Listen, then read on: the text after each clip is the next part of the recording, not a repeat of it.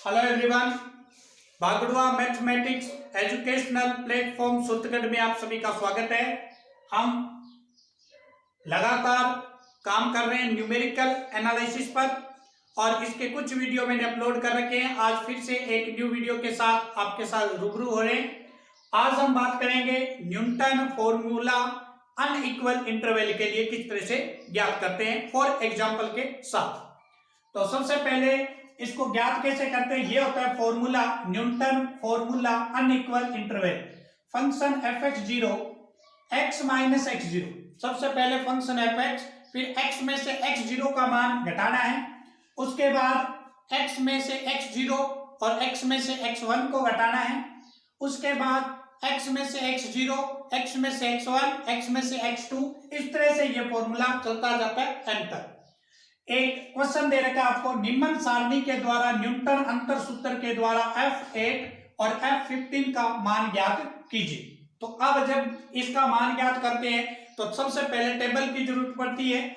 x और function fx के मान हमें गिवन, तो सबसे पहले हम ज्ञात करेंगे डेल फंक्शन fx। अब देखो डेल फंक्शन fx कैसे ज्ञात करते हैं, इसमें से इसको माइनस करना है, इसमें से इसको माइनस करना है, कितना आया 52 आया। बटा में क्या करना है आपको, इन दोनों का डिफरेंस, इन दोनों का डिफरेंस, 5 में से एक का डिफरेंस, आंसर कितना आएगा 52। उसके बाद क्या करना है, 294 में से इसको माइनस करना है, तो आपके सामने आएंगे 194 में किसका डिवाइड कर, इन दोनों का डिफरेंस। अरे इन दोनों का डिफरेंस ले रहे हैं ना, तो बटा में इन दोनों का डिफरेंस लेंगे। 5 और 7 में कितने का डिफरेंस, 2, इसमें भाग लगाएंगे, कितना आएगा 97। अब क्या करना, इन दोनों का डिफरेंस लेना है।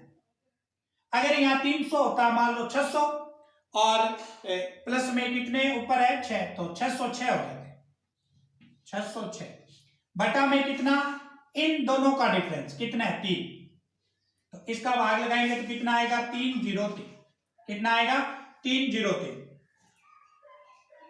सॉरी 20, इनका भाग लगा लेना 20, ठीक है। उसके बाद इन दोनों का डिफरेंस, तो ये हो गया 310, इधर भी इन दोनों का डिफरेंस 310।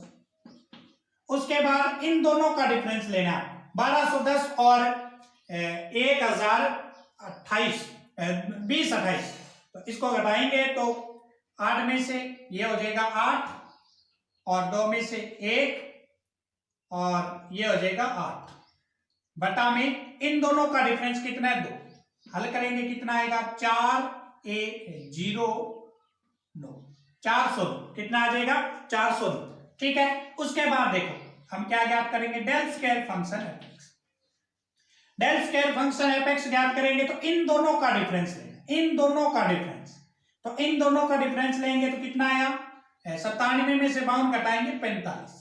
अब इधर क्या करना, इधर पहले हमने इन दोनों का डिफरेंस लिया, इन दोनों, अब क्या करेंगे इसका और इसका डिफरेंस, इसका और इसका डिफरेंस, क्योंकि अब दूसरे स्टेप पर आ गए ना, पहले स्टेप पर इन दोनों का डिफरेंस फिर इसका डिफरेंस ऐसे दिया।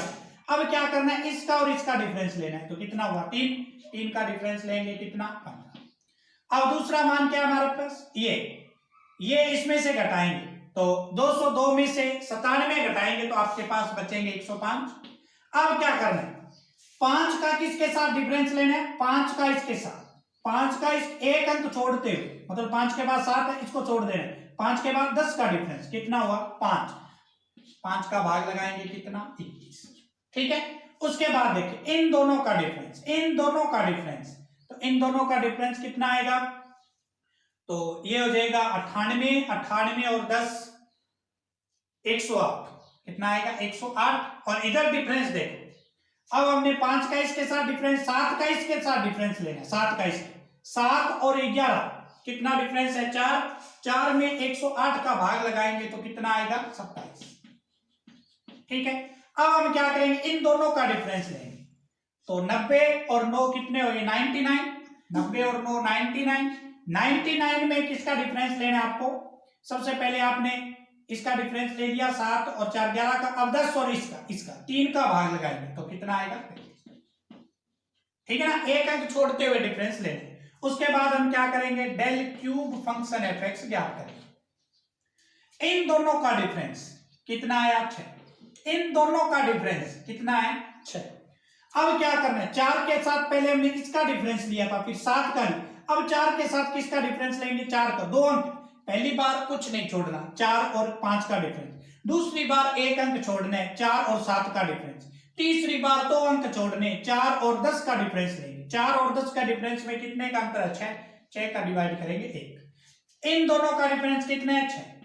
अब क्या करें, 5 का डिफरेंस लेंगे, 7 और 10 को छोड़ते हुए 2 को छोड़ते हैं, तो 5 और 11 का डिफरेंस कितना है 6 का भाग लगाएंगे 1।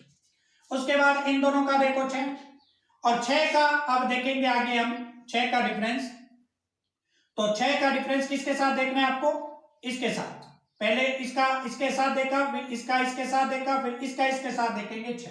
यहां भी लास्ट में क्या बनेगा, del 4 फंक्शन fx। अब आप देख रहे हैं एक में से 1 गया 0, इधर भी एक में से 1 गया 0। ओके, तो इस तरह से हमारी टेबल क्या हो जाती है, कंप्लीट। अब देखो हमें किसका मान पूछा है, एक तो पूछा जा रहा है f8, इसका मान f8। तो सबसे पहले हम f8 का मान ज्ञात करते हैं।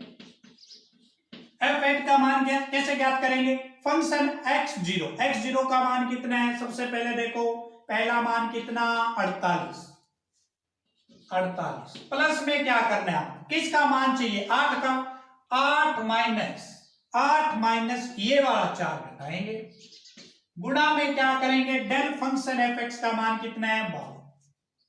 बात आ रही है क्या समझ में। उसके बाद क्या करना है हमें, 8 माइनस 4 और 4 के बाद क्या है 5, तो 8 माइनस 5 गुणा में डेल स्क्वायर फंक्शन fx का मान कितना है 15। प्लस में क्या करना है 8 माइनस 4, 8 माइनस 5, 8 माइनस 4, 8 माइनस 5, उसके बाद क्या है 8 माइनस 7 गुणा में क्यूब वाला फंक्शन कितना है 1, प्लस 4 वाला तो आगे 0 है तो लिखने की कोई जरूरत नहीं। बात आई क्या समझ में। सबसे पहले फंक्शन fx0 का मान 48, उसके बाद जिसका मान 8 का मान पूछा जा रहा है तो 8 में से पहला मान घटाएंगे, उसके बाद 8 में से दूसरा, फिर तीसरा, चौथा, ऐसे घटता जाएगा, आप देख सकते हैं। अब इसका कैलकुलेट करेंगे तो f8 बराबर 48, ये बच जाएगा 4 गुणा में 52 और ये बचेगा 4 गुणा 3 गुणा 15 और प्लस में ये बचेगा 4 गुणा 3 गुणा 1 गुणा 1। इस सभी का कैलकुलेट करेंगे, गुणा करने के बाद जो हमारा फाइनल आंसर बचेगा वो बचेगा 448। It's okay. तो f8 का मान कितना आएगा 448। एक हमें पूछा जा रहा है f15 कितना है, f15। तो f15 के लिए पहला मान तो कितना है fx0 का 48 प्लस अब 15 होगा, 15 माइनस 4 गुणा में डेल फंक्शन fx का मान कितना 50, उसके बाद 15 माइनस 4 और 15 माइनस 5 गुणा में 15। बात आई क्या समझ में। 15 में से 4 घटाएंगे, फिर 5 घटाएंगे और डेल स्क्वायर fx का मान रखेंगे। उसके बाद 15 माइनस 4, 15 माइनस 5, उसके बाद कितना है 7, तो ये हो जाएगा 15 माइनस में 7 गुणा में डेल क्यूब का मान कितना है 1। इसका जब हम सॉल्यूशन करेंगे तो f15 बराबर 48 प्लस में इसको घटाएंगे 11 गुणा में 52, इसको घटाएंगे 11 गुणा में 10 15 और प्लस में 11 गुणा 10 गुणा में ये घटा देंगे तो 8 गुणा कितना 1। इस सभी का कैलकुलेट करेंगे तो हमारा फाइनल आंसर जो आएगा वो आएगा 3150। तो ये थे आज हमने देखा न्यूटन फॉर्मूला अनइक्वल इंटरवल को किस तरह से सॉल्यूशन करते हैं, फॉर्मूला क्या होता है, फॉर एग्जांपल किस तरह से, दोनों दो एग्जांपल लिए मैंने f8 और f15 का। नेक्स्ट देखें स्क्रीन में।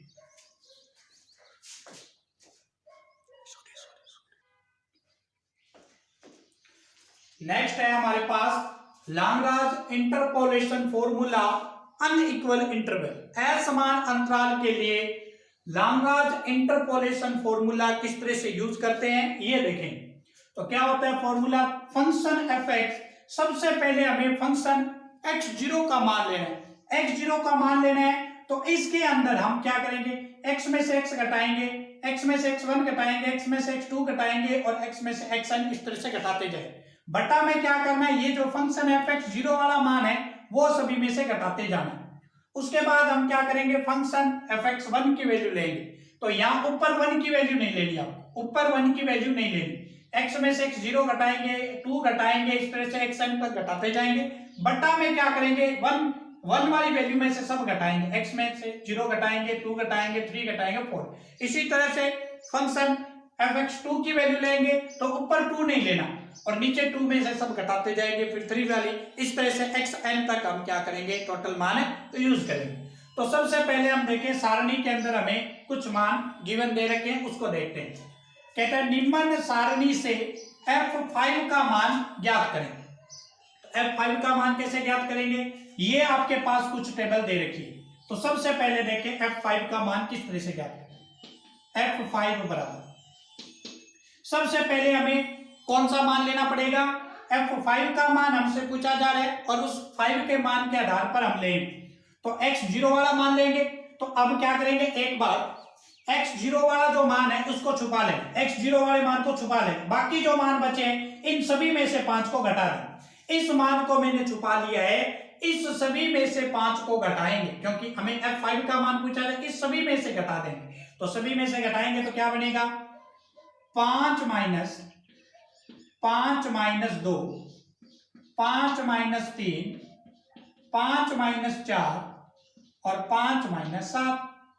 बटा में क्या करना है, अब जो x0 वाला मान पहले हमने उठाया है उस x0 को सभी में से घटाएंगे, x0 को सभी में से घटाएंगे तो 1 माइनस 2, 1 माइनस 3, 1 माइनस 4, 1 माइनस, गुणा में फंक्शन fx0 का मान कितना है, बात आई क्या समझ में।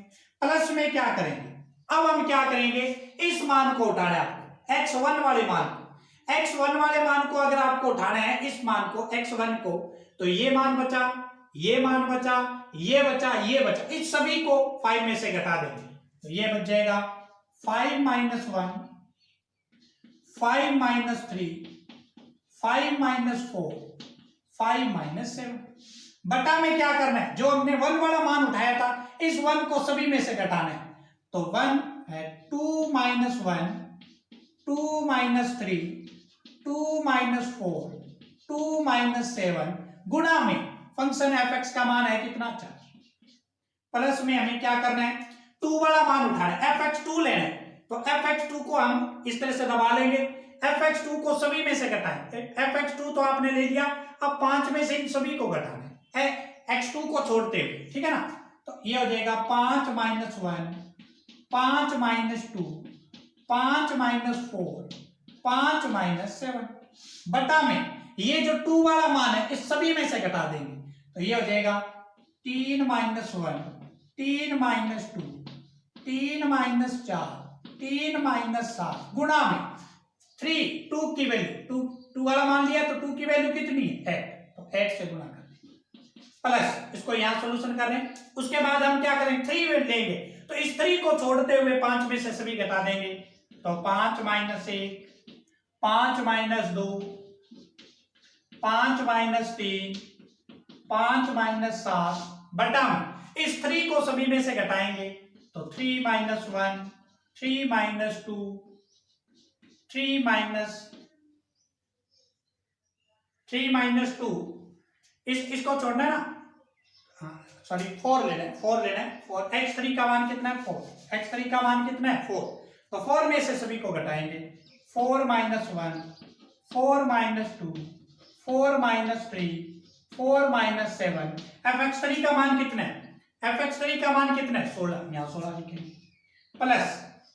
उसके बाद क्या करना है आपको, ये x4 की वैल्यू लेनी, 4 लेनी है तो बाकी 5 में से सभी को घटा देंगे, इस 4 को नहीं लेना, ठीक है ना। 5 1, 5 2, 5 3, 5 4, बटा में क्या करेंगे, 7 में से सभी को घटाएंगे, 7 minus 1, 7 minus 2, 7 minus 3, 7 minus 4। fx4 का मान कितना है? 128। बात आई क्या समझ में? सबसे पहले जो मान आपको उठाना है, जैसे ये मान उठाया, इसको दबा दो। 5 में से जो मान आपसे पूछा जा रहा है, f5 पूछा जा रहा है, तो f5 में से सभी को घटा दें। ठीक है, उसके बाद इस मान को सभी में से घटा दें और fx0 का मान कितना है वो यहां रखें। उसके बाद इसको उठाओ, बाकी जितने भी बच गए ऊपर x के मान 5 में से घटा देंगे। उसके बाद 2 को इसमें से सभी को घटाएंगे और गुणा में क्या रखेंगे? fx1 की वैल्यू। उसके बाद 2 को दबा लेंगे, 5 में से x के सभी मान घटाएंगे और उसके बाद इस 2 वाले मान को सभी में से घटा देंगे और fx2 का मान रखेंगे। इसी तरह से 3 का मान रखेंगे। ठीक है, अब इसका क्या करेंगे? सॉल्यूशन करेंगे। इसका क्या करेंगे? सॉल्यूशन। जैसे ही आप इसका सॉल्यूशन करते हैं, सबसे पहले यहां आते हैं, हम इसका सॉल्यूशन करेंगे 2 से गुणा करके, तो हमारे पास आएगा f5 बराबर -2/3 प्लस में 32/5 प्लस में -24 प्लस 118/3 प्लस 128/15। ठीक है, सबसे पहले इसको सॉल्यूशन करेंगे तो ये आएगा, फिर इसको सॉल्यूशन करेंगे तो ये वाला आगे आगे ऐसे, ये माइनस का निशान। तो f5 बराबर, इसको सॉल्यूशन करने के बाद हमारा फाइनल आंसर जो आएगा 494/15 और इसका जब डिवाइड करेंगे तो 32.933 हमारा आंसर है। ठीक है, तो इस तरह से आज हमने लाग्रांज इंटरपोलेशन फॉर्मूले के बारे में बात की है कि किस तरह से सूत्र का यूज करना है आपको। और प्रैक्टिस के लिए आप बुक में से कुछ और क्वेश्चन देख सकते हैं ताकि आपके पास फॉर्मूला अच्छी तरह से आप अप्लाई करना सीख जाएं। तो वीडियो को ज्यादा से ज्यादा शेयर करें और यूट्यूब चैनल पर फ्री ऑफ कॉस्ट जो ये बीएससी पार्ट 3 प्लस में जो कॉम्पिटिटिव एग्जाम की तैयारी कर रहे हैं, जैसे कि first grade, second grade, TGT, PGT, KVS, army public school की, उन सभी के लिए ये क्लास बहुत ही यूजफुल साबित होगी। बीएससी की जो भी बुकें हैं और प्लस में 11th-12th का कॉन्सेप्ट क्लियर आपको इस यूट्यूब चैनल के द्वारा करवाया जाएगा। तो चैनल को सब्सक्राइब और शेयर करें, बेल का प्रेस जरूर नोट करें ताकि सबसे पहले नोटिफिकेशन आपको मिल सके। हम लगातार न्यूमेरिकल एनालिसिस पर वर्क कर रहे हैं और बहुत ही कम टाइम में इस बुक को हम कंप्लीट करेंगे। धन्यवाद, फिर मिलते हैं न्यू वीडियो के साथ।